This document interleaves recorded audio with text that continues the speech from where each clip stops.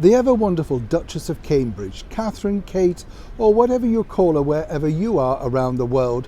How is that Caribbean tour really going? And as ever, can we truly believe about the negative stories and continued backlash against William and Harry on what appears on the surface to be a very successful tour? Good morning, Neil Sean here in the very heart of London. Thought I'd bring you by some water today. Yes, let's get all sort of, floaty, shall we? It looks lovely, doesn't it? Quite cold though, let me tell you. Looks gloriously sunny. You always think, don't you, oh, that looks nice and cool until you get out. As ever though, is there a cool reception brewing over in the Caribbean for William and Catherine? You would believe that actually if you read all the negative articles that are popping up online, on social media and in newspapers. But the true story as ever is far differently.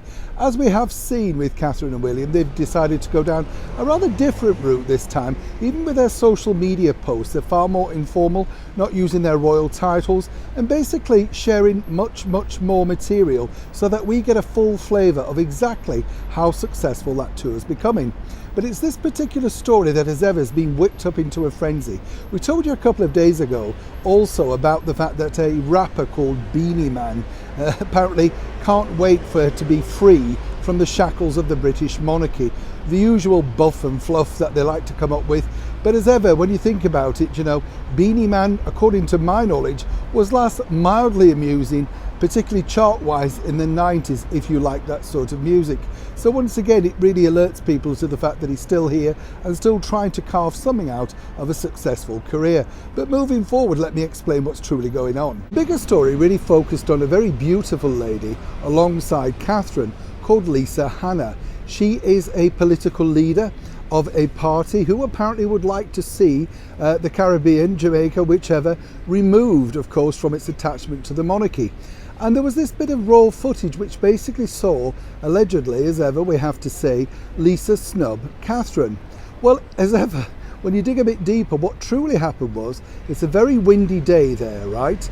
And there was some music being played. The two ladies were getting on famously, and even Lisa herself took to social media to point out that this wasn't a snub. Even when she put it online and basically said, look, you know, we had a very good conversation, we got on incredibly well, she still sticks by her own beliefs, and obviously I get that.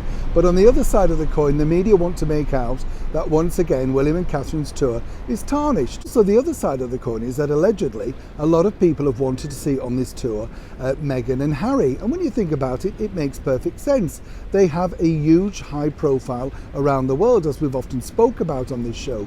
But it was their decision to step away as senior members of the British monarchy. So consequently, there was no way they were going to be included on this tour. But again, you do kind of wonder, don't you, how many people genuinely asked? Or is it just a great soundbite to try and sell newspapers and stoke up even more bad feeling between family members? Moving forward, what we can tell you with my good contact who's out there on the ground in the Caribbean is that the tour is incredibly successful. The diving and the snorkeling, all that sort of stuff went down incredibly well. And yes, as ever, Catherine looked beautiful in her array of outfits, which I know are always important on these big royal tours.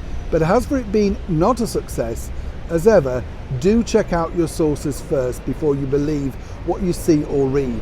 What I'm being told and what you can see from their social media feed at the Duke and Duchess of Cambridge is it's a very successful tour indeed. And apparently, as ever with any royal tour, there's always one or two naysayers. Always happy to set the record straight. Neil Sean in the very heart of London.